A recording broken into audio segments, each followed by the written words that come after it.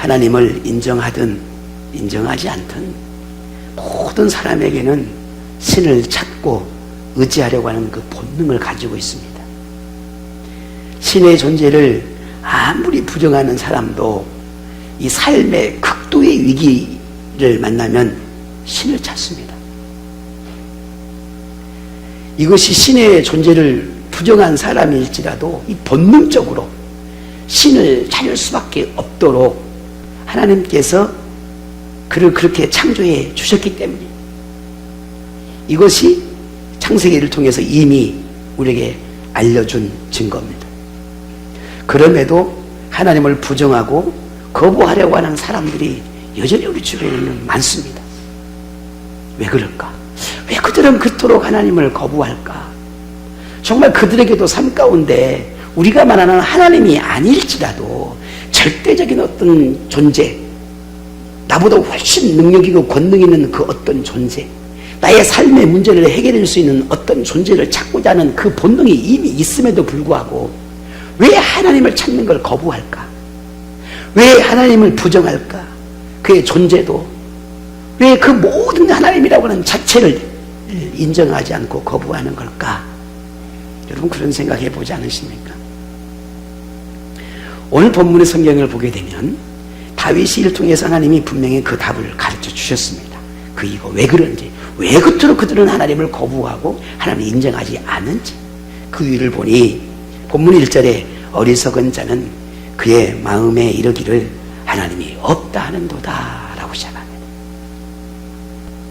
하나님의 존재를 인정하지 않는 것은 단순히 네 자신의 눈에 보이지 않기 때문에 하나님이 없다 라고 말하는 것이 아니라 마음에, 자신의 마음에 하나님을 두기를 싫어하기 때문이다 하는 겁니다. 내 마음에 하나님이 있어야 할 그 자리, 마음의 그 자리, 하나님이 계셔야 할 그 마음의 자리를 우리 스스로가 그 자리를 치워버렸다는 겁니다. 만일 하나님을 인정하게 되면은 내 이 마음의 자리를 하나님께 내어드려야 하는데, 그러면 결국 내가 원하는 것, 자신이 원하는 것을 할 수 없게 되니 하나님의 자리를 내어드릴 수가 없는 것입니다. 하나님을 믿고 살아가는 저들의 삶을 보니 하나님만 사랑하고 하나님만 인정하고 하나님만 바라보는 저들의 삶을 보니 내가 만약 하나님을 인정하고 받아들이면 저렇게 살 수밖에 없는 거잖아요. 그게 싫은 거예요. 하나님이 인정하기 싫어서가 아니라 그게 싫은 것입니다. 나도 저렇게 살아야 된다는 것이 싫은 거예요. 하나님을 믿으면 저리 살아야 된다고 하는 그런 마음의 양심이 있기 때문에 그게 싫은 거예요. 그러니 마음에 하나님을 두기를 원하지 않는 것입니다. 그래서 하나님을 마음에서 지워버리는 거예요. 하나님이 없는 거야.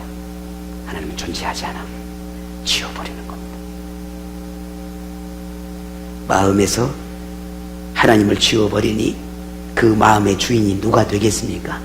자신이 되는 것입니다. 하나님이 아니라 내가 되는 겁니다. 그래서 성경은 그런 사람들을 가르쳐 뭐라고 말합니까? 뭐라고 말해요? 어리석은 자다, 그렇게 말합니다. 어리석은 자다. 하나님께서 어리석다고 말씀하실 때는 우리가 흔히 말하는 도덕적이고 윤리적인 그런 기준에 미치지 못하기 때문에 어리석다고 말하는 것이 아니라 하나님을 믿지 못하는 이 불신앙의 태도를 가진 그들을 가리켜서 어리석다라고 말하는 겁니다. 하나님의 존재를 인정하지 않는 사람, 하나님의 마음을 두기를 싫어하는 사람, 하나님 이 마음의 깊은 곳에 그 자리를 내어주기를 원하지 않는 그들을 가리켜서 어리석다라고 말합니다. 하나님을 마음에 두기 싫어하는 사람은 그의 생활 속에서 그대로 드러납니다. 어떻습니까?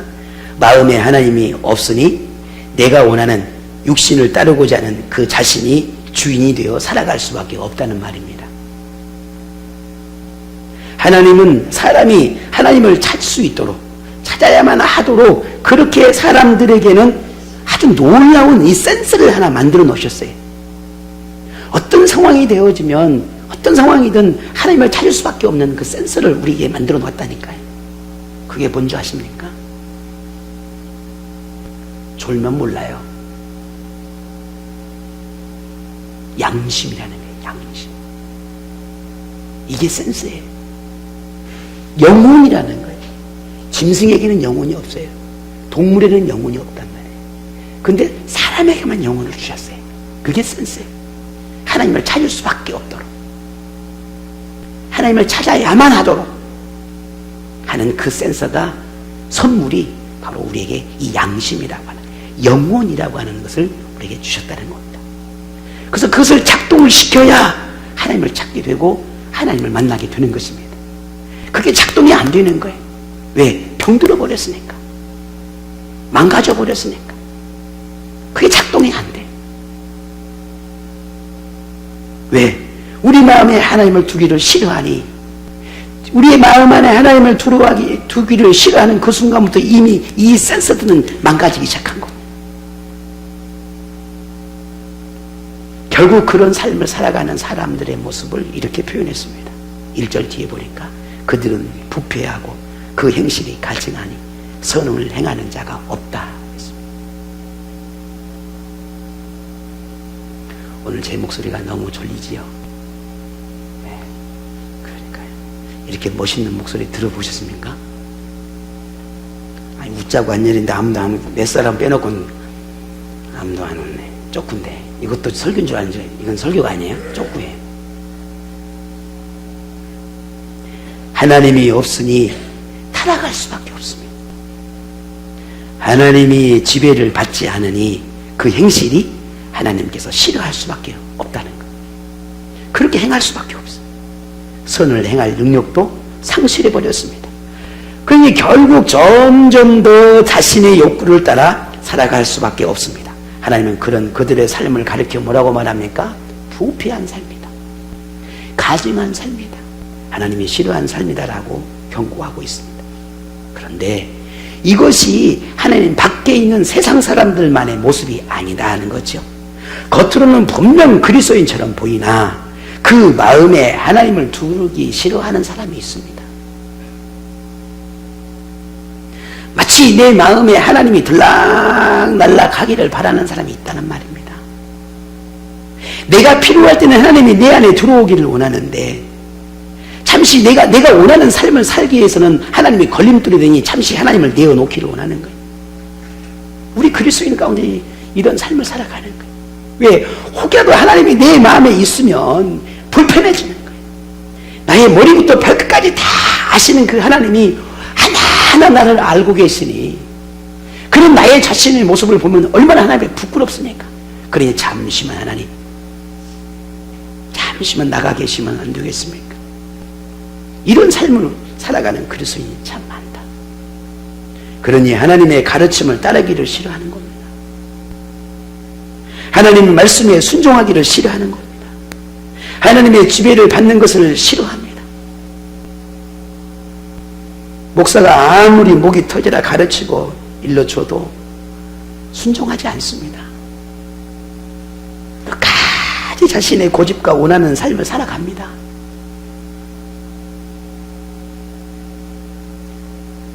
설령 그리스도인이라 말할지라도 그 사람은 어리석은 사람일 뿐입니다.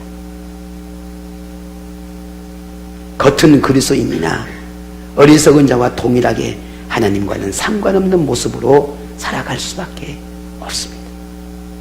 그렇다면 오늘 저와 여러분은 어리석은 사람입니까? 그리스도인입니까? 하나님의 자녀입니까? 세상에 속한 사람입니까? 이번 한 주간 기도하면서 정말 하나님이 주신 많은 마음이 있고 위로가 있고 또 격려해 주심이 있었습니다. 반면 여전히 마음 안에 해결되지 않는, 하나님을 이렇게 뭔가 빨리 해결되어 주시기를 간곡하게 구하고자 하는 그 마음이 지금도 제 마음에 솟아나고 있습니다. 하나님이 언제쯤일까요? 이 묻는 이 의문의 질문이 믿음이 없어서가 아니라 마치 다윗처럼 하나님 그때가 언제입니까? 그때가 언제입니까? 라고 하는 물음이 여전히 지금 제 안에도 계속 일어나고 있습니다. 여러분, 오늘 저와 여러분이 온전히 하나님께 속할 때가 언제쯤일까요? 온전히 하나님께 속한 사람으로 살아갈 때는 언제쯤일까요? 내 안에 있는 모든 교만과 아집과 악함과 추악함들을 좀 던져버리고 깨트려버리고 세상을 탐지 아니하고 그저 하나님을 바라보며 그렇게 재밌게 즐겁게 살아갈 수 있는 그런 삶을 살아낼 때는 언제쯤일까요? 내게 맡겨진 목회와 내게 맡겨진 하나님의 주신 이 교회와 또 하나님께서 세우신 리더들이 정말 하나님 앞에 신실한 믿음의 삶을 살아갈 때는 언제쯤일까요? 하나님을 사랑하고 지극히 사랑하고 외쳐 부르는 그들이 정말 하나님을 향한 그 사랑이 불꽃처럼 타오를 때는 언제쯤일까요? 좀 더 자자, 좀 더 눕자, 편하게 게으름과 나태함들을 벗어버리고 정말 내 삶을 흥겹게 살아갈 때는 언제쯤일까요? 예배의 감동과 감격이 살아나고 영적인 능력이 선포되어지고 하나님의 능력과 권능이 차고 넘치는 그때는 언제쯤일까요? 정말 수도 없이 물어보고 수도 없이 기도하지만 하나님 뭐라고 말씀하시는지 아십니까? 이건 하나님 말씀하셨는지 안 하는지 잘 몰라요. 요거까지는 제가 모르겠고 그냥 제 마음에 그래요. 나도 모르겠다. 분명히 말씀드려서 하나님의 음성이 아니라 그랬어요. 이건 제 생각이라 그랬어요. 하나님은 그렇게 말씀하시지 않았어요. 권사님이. 또 우리 목사님은 그래서 그러지 말아요. 절대 그러지 않았어. 하나님은 그냥 제 마음이 그렇다는 거예요. 나도 모르겠다. 니도 모르겠냐? 나도 모르겠다.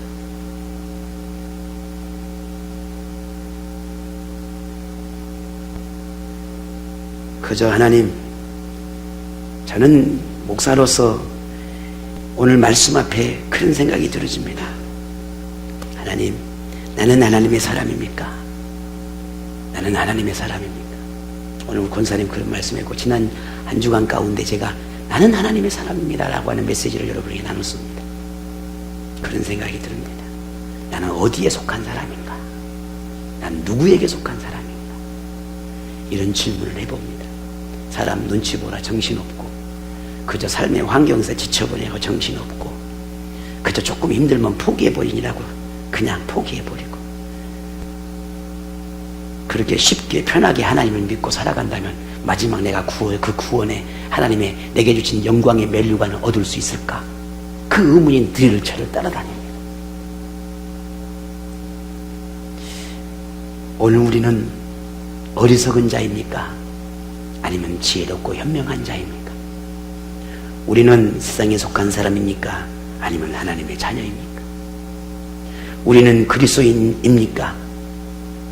아니면 우리는 그리스도인처럼 보이는 사람입니까? 진이 창조한 피조물이 창조주를 배반하고 추인 행세를 하고 있는 이 어리석은 자들을 바라보실 때 하나님은 어떤 마음, 어떤 생각을 하실까? 그래서 하나님은 세상을 보시며 찾고 싶었습니다. 어리석은 자들이 많지만 그럼에도 그 속에 하나님을 찾고자 하는 사람이 있지 않을까? 세상이 아무리 부패하고 병들었다 할지라도 그래도 그 속에서 하나님을 바라보는 사람이 있지 않을까? 모든 사람이 타락하고 타락의 길을 가는 그들의 삶 속에서도 그래도 하나님을 찾는 사람이 있지 않을까? 하나님이 눈을 크게 뜨시고 찾아보기 시작하십니다. 이리저리 저리 둘러보십니다. 오늘 본문 2절에 보니 하나님께서 하늘에서 인생을 굽어 살피사 지각이 있어 하나님을 찾는 자가 있는가 보려 했다 했습니다. 그래서 하나님 찾기 시작합니다. 그리고 나서 이렇게 대답하셨습니다. 어떻게? 3절 다 같이 시작.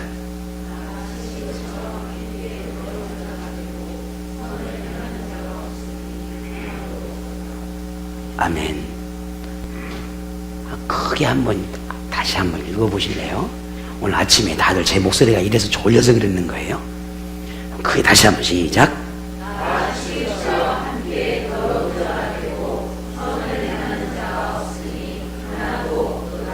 아멘. 하나님이 혹시 개 중에 하나님을 찾는 사람이 있지 않을까 하고 찾아보고 또 찾아보고 찾아봤는데 다 치우쳐 있더라라는 겁니다. 다 치우쳐서 함께 하나님이 싫어하는 삶을 살아가고 있더라.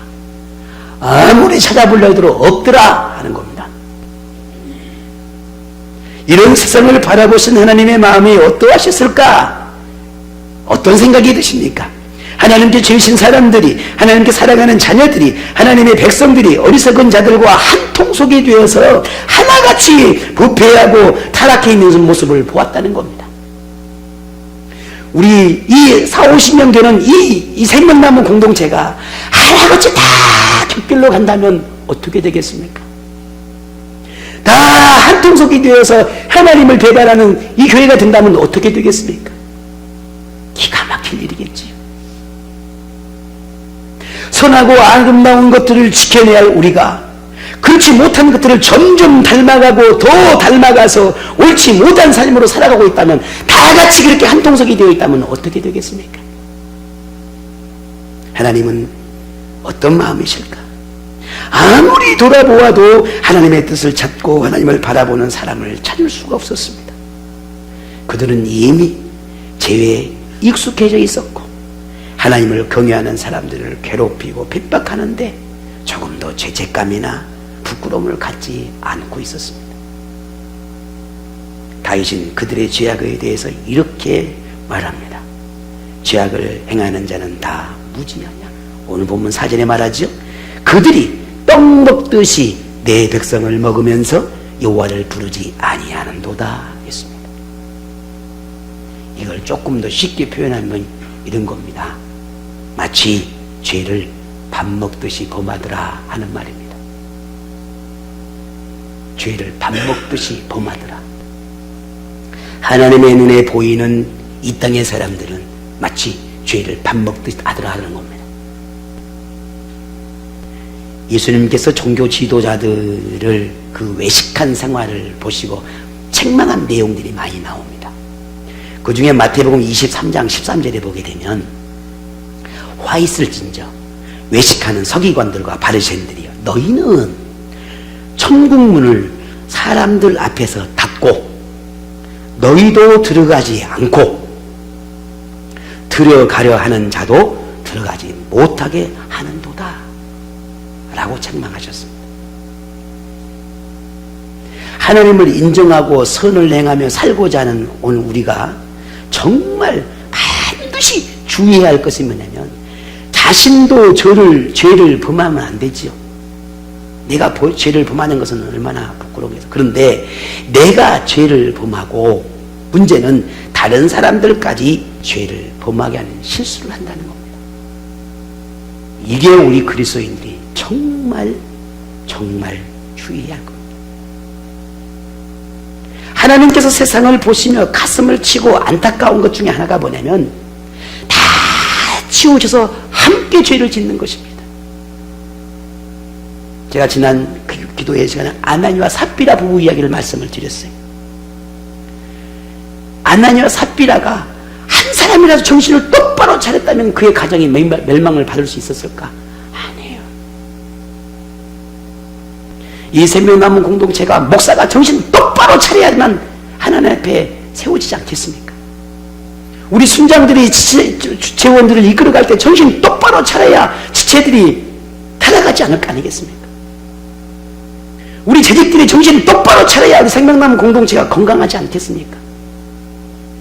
우리 교사들이 정신을 똑바로 차려야 내가 가르치는 이 아이들이 정말 건강하게 자라지 않겠습니까?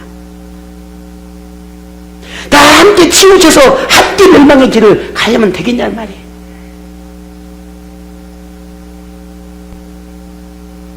오늘 하나님은 그렇게 말합니다. 이 예수님께서 제자들에게 이것을 교훈하고 있는 거예요. 너희는 정말 정신 똑바로 차려야 된다. 자, 저들을 봐라. 자기도 천국에 들어가지 못할 뿐더러 다른 천국에 가려고 그렇게 몸부림치는 그들도 너희들의 발목을 잡아서 천국을 못 들어가게 만들고 있다라고 하는 거예요. 이게 얼마나 어리석고 있습니까? 여러분, 우리 주변에 어리석은 사람이 누구인지, 악인이 누구인지를 우리는 분별해내야 합니다. 반드시 분별해내야 합니다. 만일 그들과 함께 나도 부패하고 가증한 일을, 하나님의 싫어한 일을 행하는 그런 사람이 된다면 우리는 결국 무너질 수밖에 없습니다. 아니, 저들의 책임이 아니에요. 나를 유혹하고 범죄하는 저들의 책임이 아니라 내가 그 유혹에 빠져서 내가 그들과 함께 무너진 나의 책임인 것이 저들의 책임이 아니라니까요. 그래서 저는 그 책임을 회피하고 싶어서 내가 열심히 해보려고 그래요. 네. 혹시 여러분이 다음에 우리 목사님이 열심히 안 해가지고 그래요. 아니 뭐 목사가 뭐 그런 목사가 있어가지고 나도 열심히 해보려고 그랬거든요. 그 말 듣기 싫어가지고 열심히 신앙생활 하려고 했는데 우리 목사님 대충 하더라고요. 저도 그러면 되는 줄 알았어요. 저도 그냥 그렇게 해보려고 그랬는데 저는 절대 그런 생각 아니었거든요. 그럼 어떡할 거예요? 그래서 여러분이 저를 한번 싫어해도 어떻게 해요? 할 수 없죠. 제가 해야 할 책임을 다 해야죠. 여러분이 아무리 저를 미워하고 순종하지 않아도 어떻게 해요? 제가 해야 할 일은 해야죠. 할 수 없잖아요. 반드시 분별해 내야 한다는 거예요.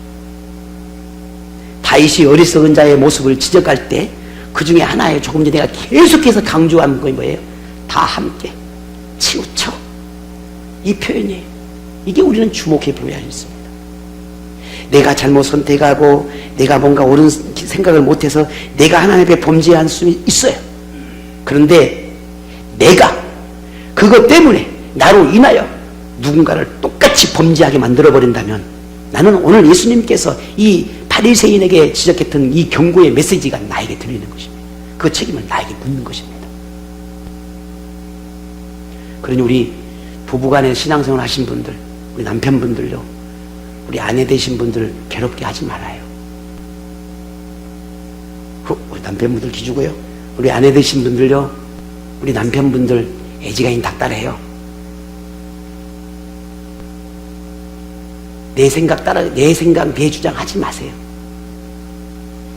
그게 하나님이 옳은가? 그게 먼저예요. 내가 말하는 것이 하나님이 원하는 건가? 이게 먼저란 말이에요. 그게 하나님이 기뻐하는 것인 건가? 이게 문제입니다. 함께 멸망할 수는 없어요. 미안합니다. 최근에 제 아내가 많이 아팠던 적이 있었습니다. 그래서 학교를 가야 되나 말아야 되나 고민한 적이 있었습니다. 너무 힘들고 너무 해서 고민했어요. 어떻게 해야 되나. 이제 한 학기밖에 안 했는데.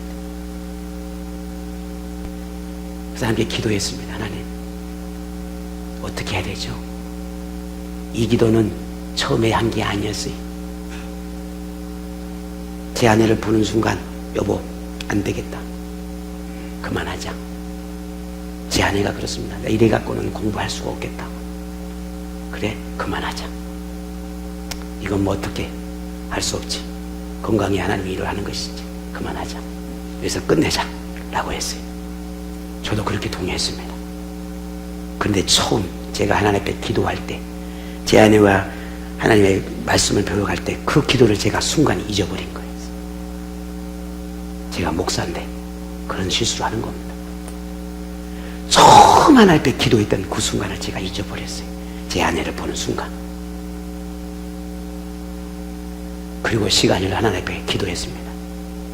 하나님, 제 마음에 왜 이런 마음이 들지요? 라고 하는 순간 제게 하나님이 깨닫게 하시는 겁니다. 제가 하나님 앞에 회개했습니다. 하나님, 제가 잘못했습니다. 내가 하나님께 묻지 않았네요. 내가 묻지 않고 제 아내에게 이 말을, 내가 이 요구를 했네. 하나님, 제가 자신의 제 아내를, 여보 미안해, 내가 잘못 생각했어. 그건 나의 생각이었어. 여보 미안해, 우리가 잘못 생각했어. 우리가 하나님의 뜻을 우리 스스로 나의 환경과 나 상황 때문에 하나님을 아프게 했어. 여보, 우리 하나님 앞에 회개해야 되겠다. 다시 기도하자. 다시 묻자. 여호수아가 하나님께 묻지 않아서 죄를 지었는데 내가 그 죄를 지었다. 내가 묻지 않았다. 그리고 다시 제 아내에게 이야기를 하고 다시 기도하기 시작했습니다. 함께 멸망할 수 있습니다.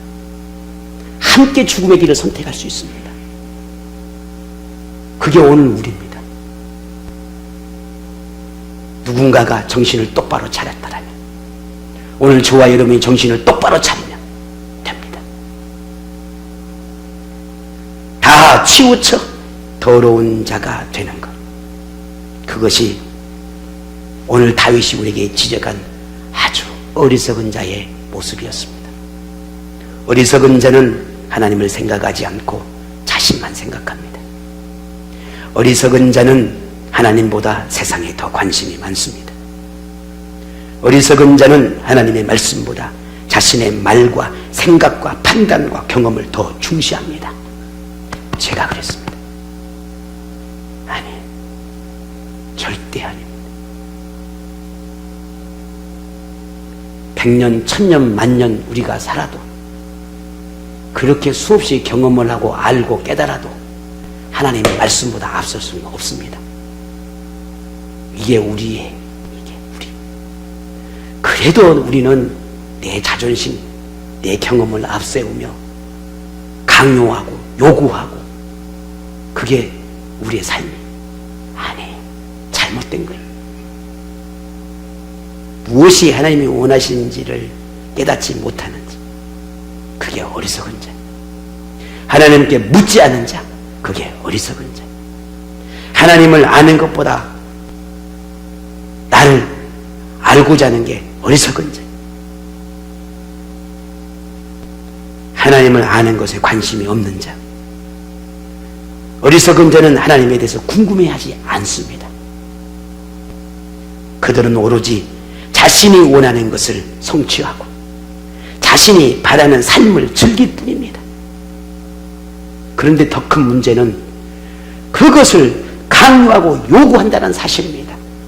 이보다 더 큰 문제는 그것이 옳은 줄 알고 따라간다는 것입니다. 그래서 다 함께 하나님이 원하지 않는 그 길을 가고 있는 거예요. 이게 진정 우리가 그리스도인인가? 하나님께 속한 자인가? 아닙니다. 오늘 분명히 말합니다. 어리석은 자다라고 말하고 있습니다. 만일 이런 사람이 여러분 주변에 있다면, 설령 그리스도인처럼 보일지라도 그는 하나님이 싫어하는 어리석은 사람일 뿐입니다. 만일 하나님을 부정하는 사람이라면 더더욱 그들의 편에 서지 마십시오. 그들과 동조하지 마십시오. 그들의 요구를 따르지 마십시오. 더욱이 그들을 닮은 어떤 행위도 버리셔야 합니다.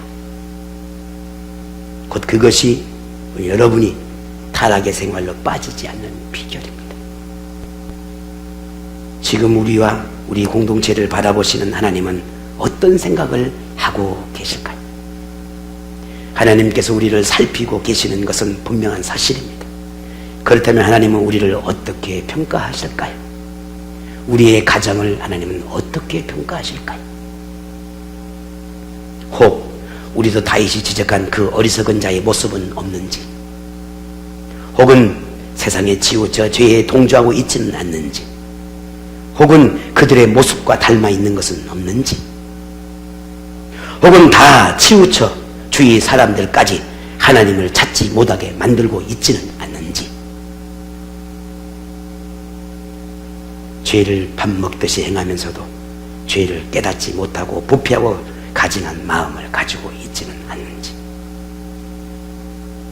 하나님의 뜻을 깨닫고 돌이키려는 결단도 변화도 없는 지각을 잃어버리지는 않았는지,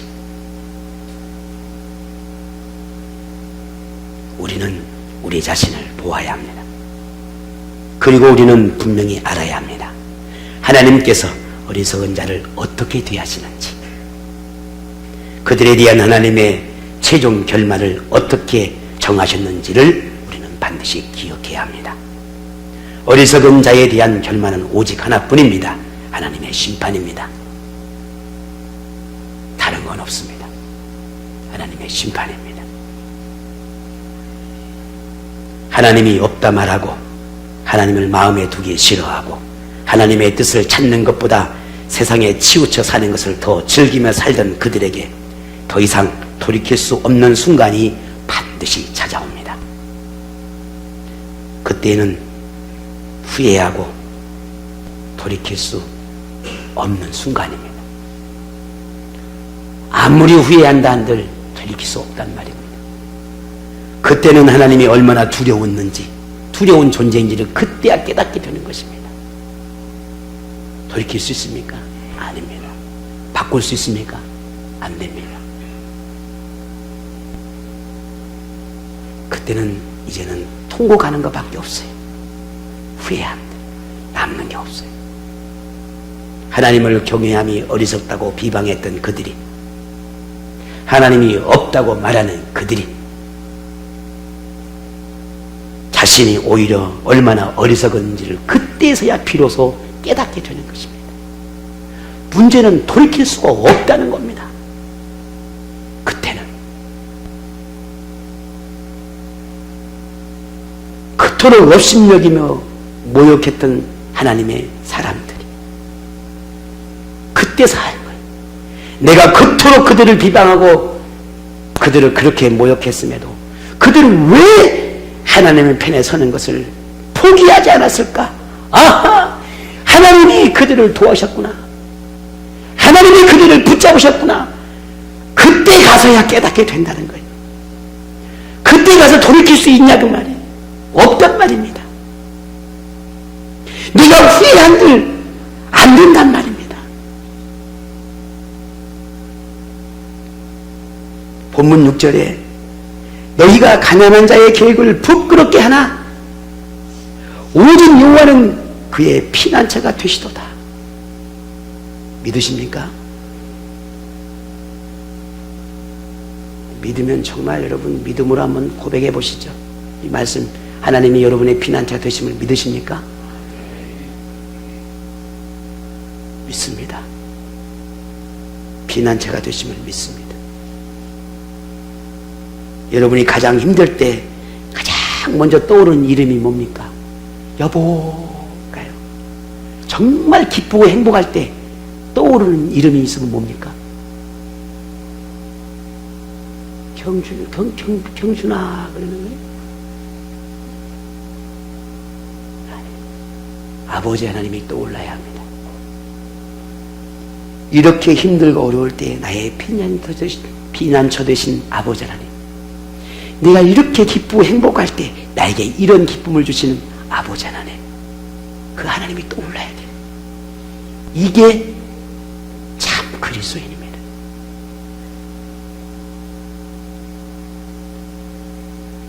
여러분이 진정으로 하나님을 인정하고 하나님을 믿는다면 가장 소중한 분이신 이 아버지 하나님을 늘 마음에 품고 살아가시기를 바랍니다. 오직 하나님만이 이 악한 세상에서 악으로부터 우리를 보호하고 선을 행하도록 도울 수 있는 유일한 분이십니다. 다윗은 그래서 고백합니다. 하나님을 어떻게? 나의 피난처 되신 분. 오늘 본문 10절에 보니 포로에 있는 곳에서 돌이킬 수 있는 분, 그분이 하나님이시다 하셨습니다. 여러분 삶에 유혹이 있습니까? 하나님께 피하십시오. 그들의 편에 서지 마십시오. 분별력을 잃고 혹시 방황하고 있습니까? 하나님을 생각하십시오. 인생의 위기라고 생각되어지는 그런 순간에 안전하게 피할 수 있는 것은 오직 하나님뿐임을 기억하십시오.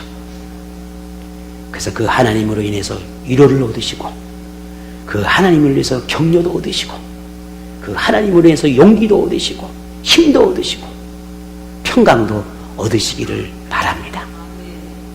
그 하나님을 평생 의지하며 살아가는 여러분 모두가 되시기를 축복합니다. 지금도 하나님은 매우 하나하나 유심히 이 세상을 살피며 의인을 찾고 계십니다. 지금도 찾고 계십니다. 죄의 변에 서지 않는 사람, 어리석은 자와 한통속이 되지 않는 사람, 하나님을 피난처로 삼고 하나님을 찾는 사람, 하나님의 구원을 기다리는 사람을 찾고 계십니다. 하나님이 찾는 그 사람이, 바로 그 사람이 누가 되기 원합니까? 고백하시죠. 누가 되기를 원하시다니? 뭐요? 말을 해봐요. 말을. 제가 되기를 원합니까? 뭐여진다고요? 하나님이 찾으신 그분, 여러분이 되시기를 축복합니다. 내가 되어야 합니다. 내가 되어야 합니다. 어리석다고 하여 버림을 받는 사람이 아니라 하나님을 경배하는 지각을 가진 그런 사람이 되시기를 바랍니다. 하나님은 우리를 세상으로부터 지켜내야 하지만 우리는 오히려 세상을 닮아가고 있습니다. 하나님은 세상의 악과 떨어뜨려 놓으려고 하지만 우리는 더 세상을 친구로 삼습니다. 하나님은 세상을 닮지 않기를 바라지만 우리는 오히려 세상에 치우쳐 있을 때가 참 많습니다. 하나님은 우리를 얼마나 사랑하시는지 곁에 두고 싶고 또 두고 싶어 만지고 사랑을 나누고 싶어 하시지만 우리는 오히려 어떻게 그렇게 반항아처럼 그렇게 뛰쳐나가려고 하는 것인지. 목사는 여러분을 품고 기도하고 정말 하나님의 뜻을 이루려고 그토록 기도하고 목이 터져라 외치는데 어떻게 그러하시는지 우리는 좀 바꿔주십시다. 아멘 안 하신 분은 안 하겠다는 거죠. 계속 목사의 가슴에 못을 박겠다는 거죠. 할 수 없는데 그게 제 몫이라면 내가 받아들여야죠. 그러나 그러지 않은 줄 압니다. 우리 함께 사랑의 꽃을 피워보십시다. 예수님이 나를 사랑하시듯이 나도 그렇게 사랑하며 그렇게 아름다운 꽃을 피워가며 우리 함께 재밌게 신나게 기쁘게 즐겁게 우리 하나님의 나라를 이루어가는 저와 여러분이 되기를 원합니다. 하나님은 좋아하는 사람, 하나님이 원하는 사람이 분명히 있습니다.